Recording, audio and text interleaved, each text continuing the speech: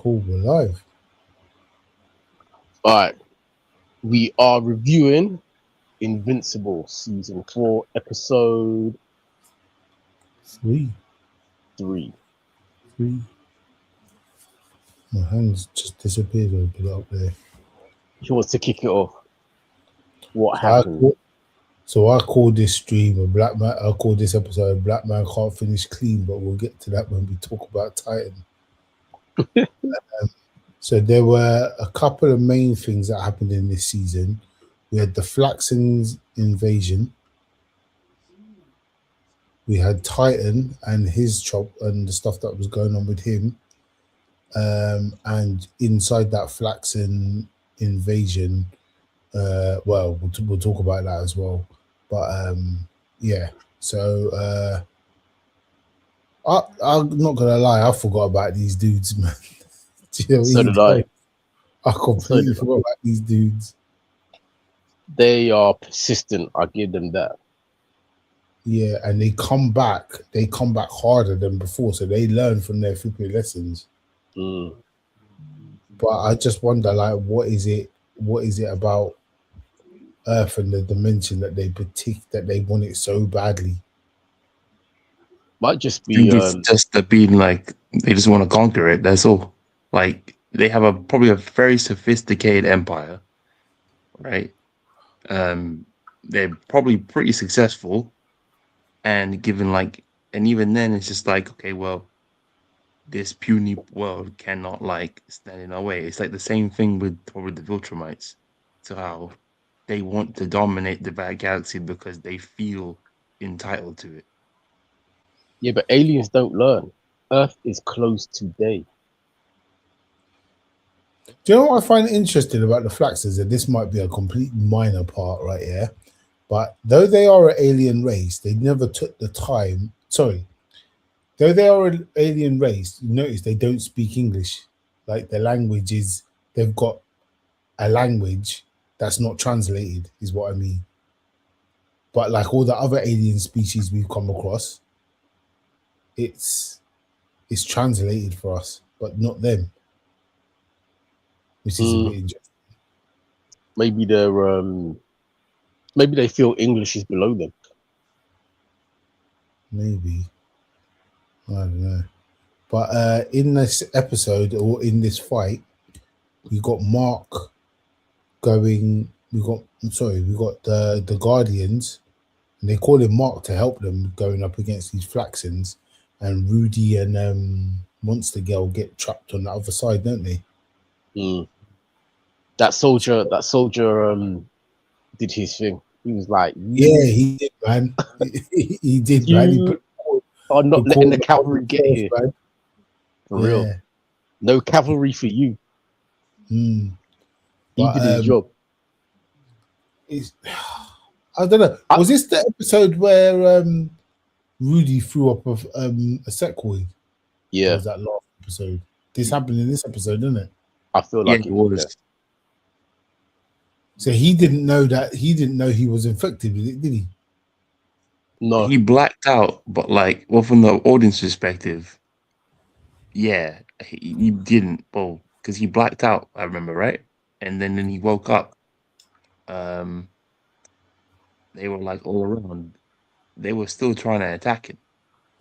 Now, there are a lot of like comparisons I can see to how the Sequids kind of function a little bit like the Xenomorphs, or how they, when they have the chest bursters, typically, when they impregnate somebody or, get the alien inside them, the aliens won't be hostile to the host because they're carrying, the thing. But here it's a bit different.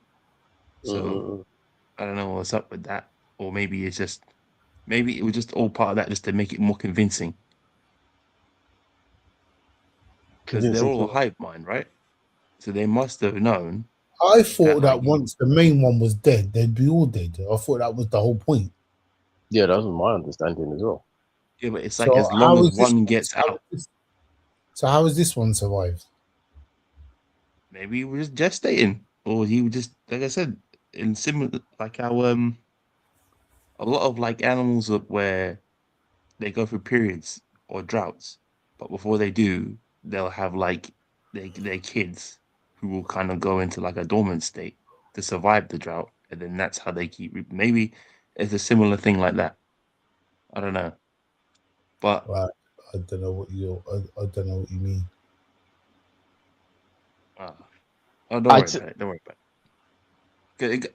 It kind of makes sense in a way, at least to me. But if I'm being honest, like there wasn't really too much I can really say on this episode. Like I said, it's got a good world. I really do like the Invincible characters are cool, but there's a few things I gotta say about this episode, man. And let's go back into the Titan bit, yeah, because I think the Flaxen thing is what it is, isn't it? I don't think there's the thing is they're trapped on the other end, Rudy and thing, and I don't know if we get to see them again or where they'll come in the timeline, which is tragic, but at least it ain't one person trapped over there on their own, you know what I mean? I think Rex 2 is gonna come back with some Iron Man-esque nanotech. Oh, you think he's gonna get some come back with a complex or something? He's gonna get an upgrade. His suit's gonna get an upgrade.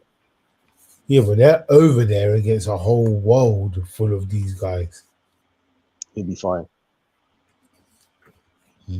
Maybe you discover why they need to invade so badly. For all we know, he might come back and say, listen, we need to help them. Yeah, it's true. It's true. I think when he comes back, he's going to come back with a bit more of like a Cecil-esque complex or like a, well, shit. Because they do that thing where you can see he's kind of going against the grain, but because a lot of it now that he's on the other side and we don't see how he's changing while he's over there, like he may not even come back as the same person. Like, yeah, you know, that's an interesting point because he was starting to question, was Mark right about doing what he had to do? Yeah. And maybe that'll be the beginning of a shift in his character. Yeah, it's a sign of intelligence being able to realize when you're wrong and change your mind. Yeah, absolutely. And he's considered very intelligent, isn't he? So he was always going to run the numbers, run the probabilities, and be like, is Mark's way correct? Yeah. I think it's not just that, it's the fact that, like, again, he's kind of struggling or battling with the idea that he's not in control. And I think from the very start with his character, like, his whole thing is where everything has to be in a specific way. Like, when he was developing his relationship with Monster Girl, she was her issue with him was the fact, like, he's always switched on or he's always thinking about things and like methodically to the point where it's almost disconnected from, you know, being human. Because sometimes when you're human, things just happen and you just react to them in the moment. There's no, like, you can't really break things down in the way that he does it, if that makes sense. Yeah. Well, we'll see what happens when he develops. So, on to Titan. So this episode I think the episode begins where he goes to that club and he meets Machine Head. Yeah. Right? I like Machine Head anyway. I like Machine Head. One of the reasons I called this episode Black Man Can't Finish Clean is that in the previous seasons, whenever we've seen Titan, he's always found a way to come out on top, and you just realize how smart and clever this guy is. One, this whole thing where Mr.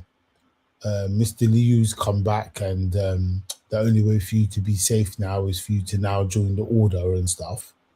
And it's like, one, it's taking his character back, and two, it's now putting him under the thumb of this order, which he worked so hard to pull himself out from. I kind of feel like I know Mr. Liu didn't die in the last time we saw him, but I'm kind of thinking that storyline is done.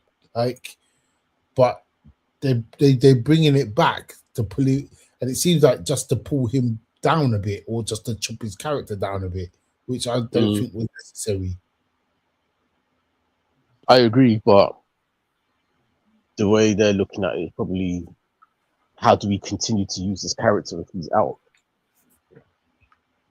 Well, see, the thing is, it's interesting because he said to Invincible, look, ask your friends at the GDA how I've been running this city. So one tells me one is Titan an informant, Oh, don't say and that. they're allowing him to just operate. Or B, does he actually play a role in the greater scheme of things because of the position that he's managed to get into? Based Because on because of how to be running a lot better, didn't it, under him? well, because based on how Cecil is, and he's part of the whole. Well, I can make use out of anyone, even if they're villains. It kind of plays into his job because then it's one less city or one less community he's got to look after. Because it's self-sufficient. He's not necessarily doing anything. If anything, as a villain, quote unquote, Titan is more like a Robin Hood. Would you agree? Yeah, Kind of like, or at least for his community, I or like guess I could. how Yeah, I can see that. like a Luke Cage almost. Yeah, yeah, basically. Or how like so I don't see why they would go and hound him if he's not really like being an active menace. Like he's not robbing banks, he's not like killing people just mindlessly, he's not doing all the rest of the shit that the other supervillains are doing. If anything, he's just trying to be like a businessman who just does what he needs to do to get, to keep to keep people safe. Well, his people safe, and then the But machine things running. but even with the resources he's managed to accumulate and the personnel he has and the staff he has and all of that, yeah, it's like he had no ideas apart from let me run to Invincible. Uh, and even Isotope said to him, mate, you've done this already. Like, he's not going to fall for the same thing 3 times in a row. Do you know what I mean? And I feel like every time, I don't know, I think every time Mark has had to deal with Titan and Titan's come away on top, Mark has had a little bit of a chip on his shoulder because of it. Yeah, but wouldn't you? Yeah, which is natural, right? Yeah. But my point is, Titan should know. Actually, I'll probably run out of road with doing it this way, unless there's some unique way to pull Invincible in. But who else is there? Sorry, let me just quickly say this bit. Which then got me thinking about how he got Invincible involved. And the thing is, Eve set up a company, Invincible Inc., and we will deal with any kind of threat or monsters or whatever. You can hire a superhero to come solve your problem, right? That's what I understand their business model is. Is that correct? Right. So Titan is a customer. And he orders the service, yeah? And he gets Oliver, right? Yeah. The fight kicks off and Oliver's struggling against this dragon, right? Yeah, surprisingly so. Eve, I need backup. Get Mark to come help me. Mark comes down and they tag team the dragon until the dragon runs away, yeah? But then Mark sees Titan and just switches on him. And he's telling him, stay away from my family, blah, blah, blah. What are you talking about? He hired your service. It's not But does like Mark know that? Yeah, because because the call came in, Mark couldn't deal with it. So Oliver said, I'll do it. How much is it paying? Did Mark speak to Titan? The thing is, yeah, because it's like Titan probably knows, okay, if I say I'm Titan, he's not gonna go. If Eve sees the day or who is, he's not gonna send anyone. It's not the fact that like, yeah, they can be picky, but they aren't. I don't think they're not an agency that's financed like No, the GED where they can do their he said background. he specifically asked for Invincible. Yeah, Right, that's but fine. As a paying but he's customer. not gonna say it's him, is he? Well, That I don't doesn't know make that. any sense. He's a smart guy. Like, why would if Exactly. he's already Yeah, but he done even it twice? called out to Invincible. So How he's many not how many old people do you know that get their children to call phone companies, electric companies on their behalf? We don't know that it was actually Titan on the phone. You see what I mean? Yeah. Everyone's not gonna be like honest about it, you know. He Like, asked for the service, and nobody recognized his voice. So the cleaner came up, or whoever, whatever their job title is, right? He didn't get the job done, so he called for Mark. Mark came and saw Titan in the vicinity. For all he knows, Titan was the bad guy that that the person called up for help with. Yeah, but he knows that Titans isn't the dragon. And Oliver phoned in, it's that guy that Mark was fighting, that dragon. The job wasn't for the dragon. What was the Because job for? it was just I need I don't know what it was, because all I know is Oliver turned up to the office and spoke to Titan, and Titan was like, I don't want you. You can't do the job that I need.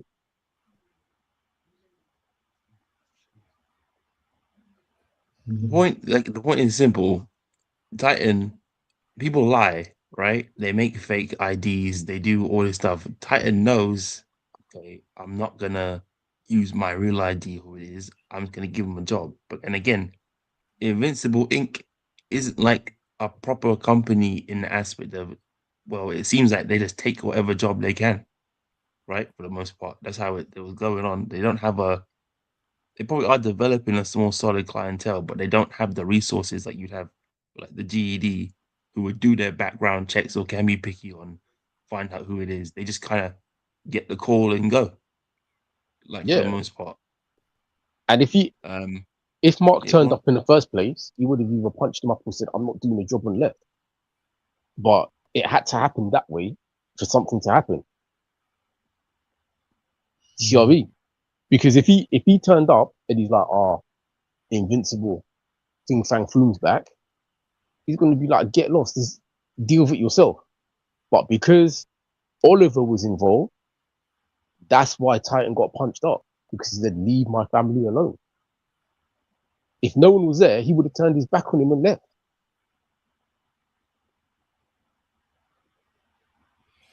Or maybe even threatened him and then leave.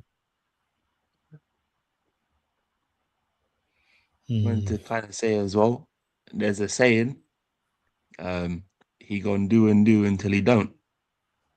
And maybe, like, who knows? Maybe he'll learn his lesson this time. But more to the point, who else could Titan call? You say he keeps tricking Mark, but who else has Titan seen punch up Fing Fang Foom? Yeah, but let's think about this here. Titan pretty much inherited Machine Head's empire, right? We thought.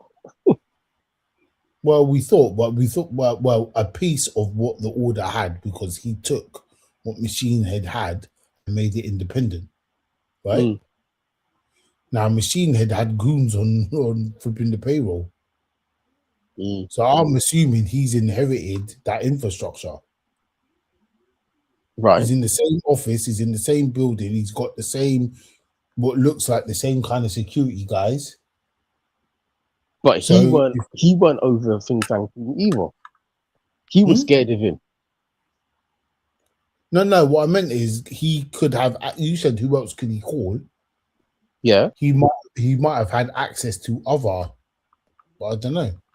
Yeah, but if Machine Head had access to that, he wouldn't have been under Fing Fang Foom in the first place.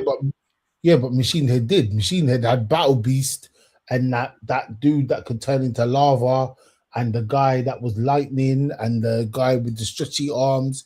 He had all of them goons. But it still didn't work. He was still underneath Fing Fang Foom. It's another thing with the Order itself. I don't think there's an actual hierarchy here. They just follow a code of, well, if we all run this, we all have this ecosystem, right, in this society, but while we are at this table, we cannot go after each other. That's why we keep the balance. Well, that was only brought in this episode, because before that was already there. And Fing Fang Foom was the head. So what? I can't remember exactly what. I'm getting confused now. So then, why then did Machine Head help Titan take him out? Because he wanted. He Because the wanted idea, right? he wanted to be the head, Well, and Titan no, tricked him because no one assumes Titan was intelligent. They thought he was just the muscle. Yeah, now it's coming back to me. Yeah. but he wanted the whole thing though was more or less a long game because Machine Yeah. Head wanted Titan back on the table, back at the table, because he couldn't get him to work for him. So the next best option is to work with him. But of course, it's not gonna. Titan's like, no, I don't want to be associated with him, which is why Mr. Liu had the what's it? He had the go ahead to go after him or send assassins after his family. Mm. So realistically, it was Machine Head kind of more or less pulling the strings.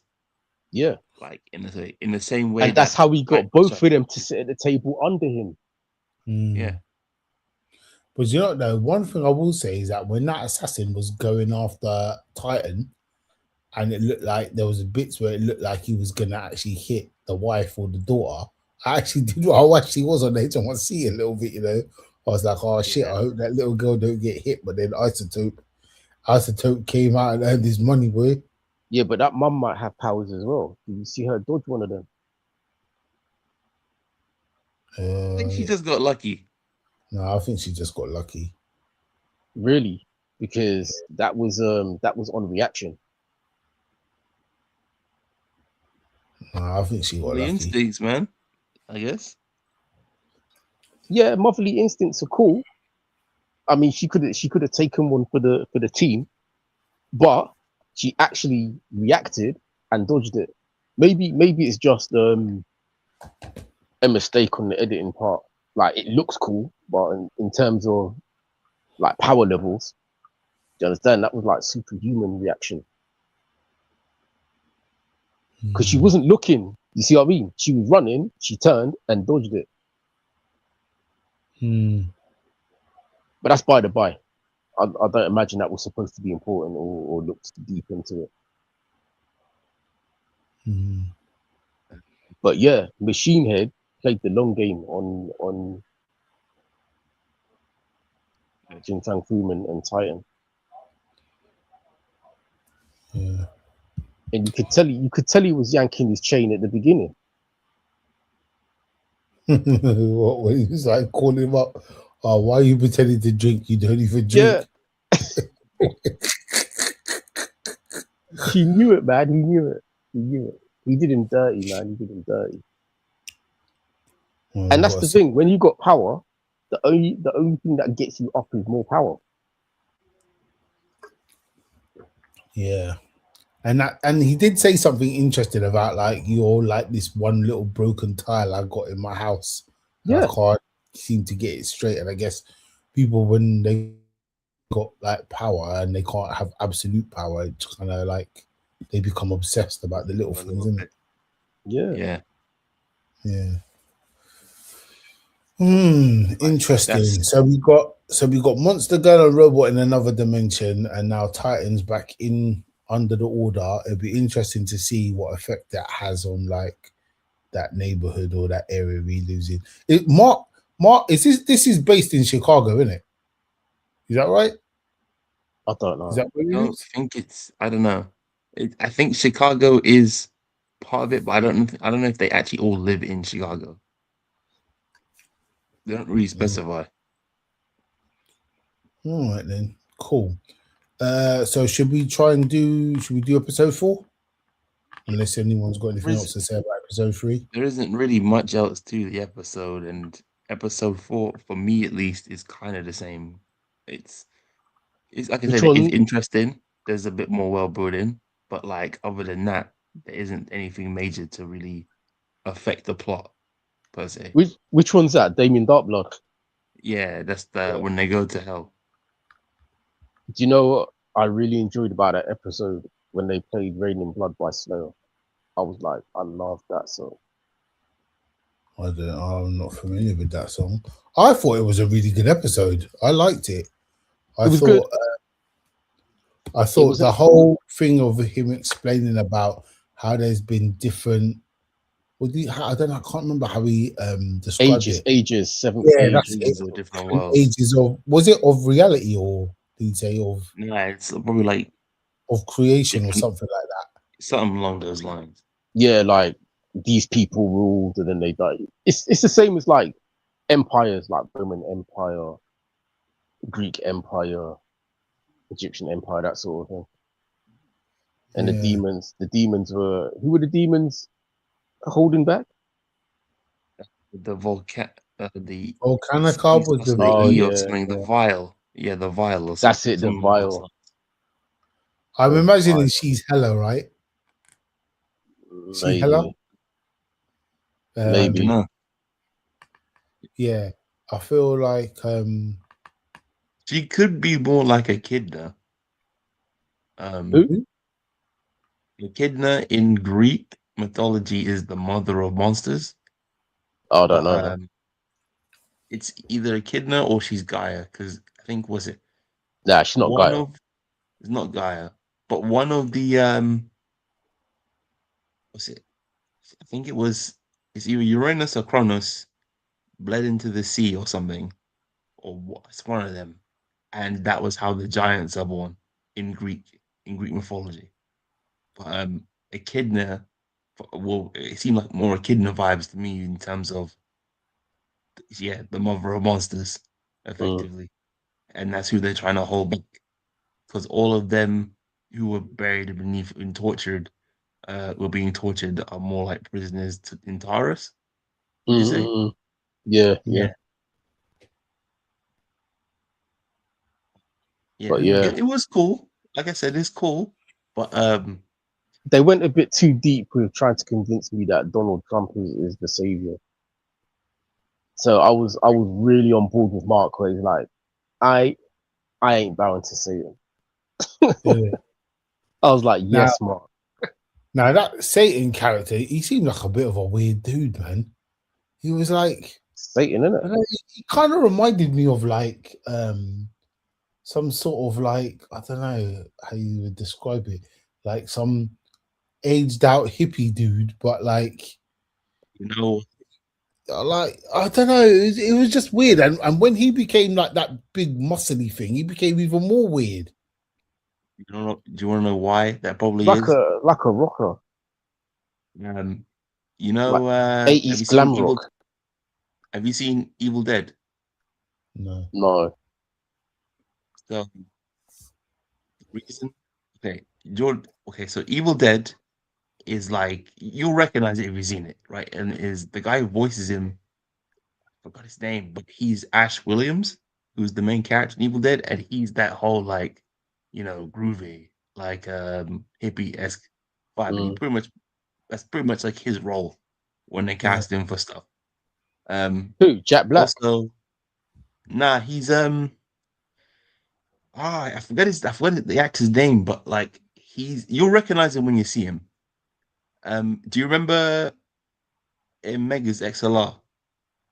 They had that planet where they had the wrestling. They had all of the interdimensional wrestling federation. Oh yeah. Yeah, that's the same guy. Which Oh, character? Like I said, voice. That character yeah, that reminds me of Modoc. No, in Evil Dead. Which character? Hmm. Williams, the actor there, is the one who voices him, but he plays that role pretty much throughout like most of the movies or things he's casted in. So Bruce Campbell. but they're all like different variations. You recognize him if you see him. But yeah, I'm looking at his face now, but oh, him. yeah. Yeah, I didn't recognize him. He was old with the grey hair. I don't think I've seen any film season. So look. Um, he he well, yeah, he's pretty good for what he does. Like especially in Megas. Megas was pretty good for his role there as well. Oh, he's in Spider Man too, and Dark Man, and he's the friend in Burn Notice. Yeah. But anyway, yeah, Satan, innit? Like they would they were trying to convince me too much that he's the savior. Yeah. I weren't really. But I will say though, Damien Darkblood doesn't strike me as the kind of character that lies. Yeah, but when you're in debt to somebody, you're in debt to somebody. And for all we know, it might be familial debt that he inherited.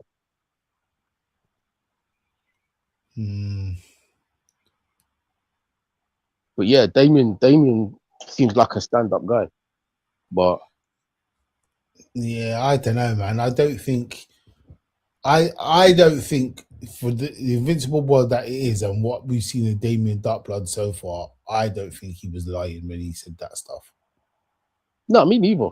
But you still, for you to tell me that Tartarus is real and heaven isn't, and torturing people and enjoying it, because it's one thing to be torturing people, but torturing people and enjoying it to keep your world safe is good.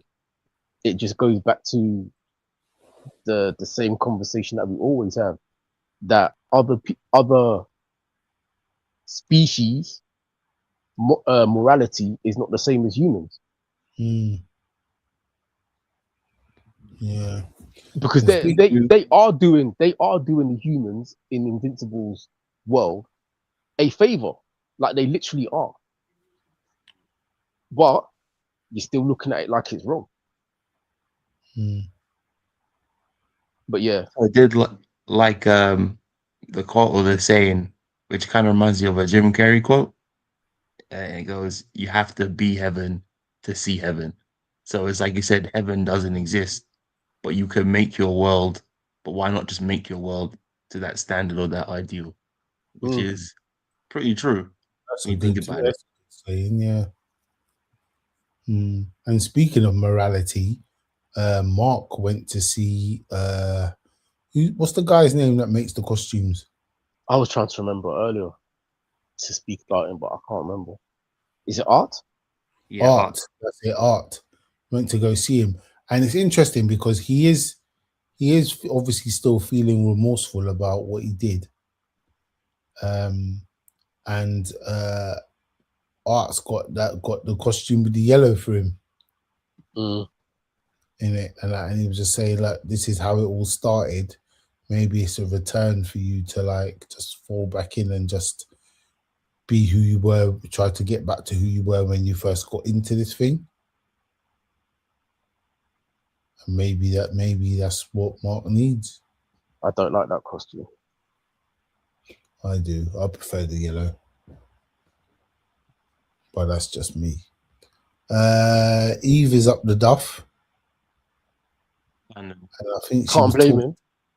And I think she was talking to William about it, but I think they changed his voice actor, didn't they? I think so, yeah. Well, I prefer. Just wanted to quickly ask, before we go past the Damien Dub, I get a minor thing about him, but did they change up his like speech? Because I remember in season 1 he wasn't talking exactly like that, right? Fluently, yeah. He didn't talk much at all. He didn't talk much at all, let alone fluently. So yeah, he was talking a lot. With the mask coming up and down, I like that.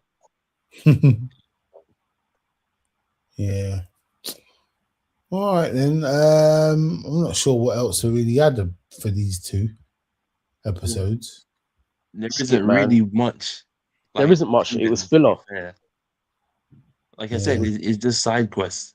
Like it's cool. It's cool. It expands like the world. That's interesting. But like, we got to address the elephant in the room.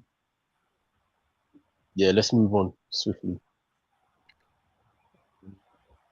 It's 3 and 4, right? That's 3 and 4 done. Good. Any last words on 3 and 4? Not really. Just no. Can we discuss 5? Can we discuss 5? Do you want to do 5 now, or do you want to do 5 as its own episode? Let's do 5. Or do you want to stop it? And should we stop it and restart it? See, and have it as a separate you can say and then we'll just do this as a separate one. All right, then cool. Let's end this one here, and then we'll be back in 5 minutes to do this next one. Yeah. Well, like and subscribe. Like, subscribe. Here, then. Keep it reeled in and stay mint on card. And tell a friend. It's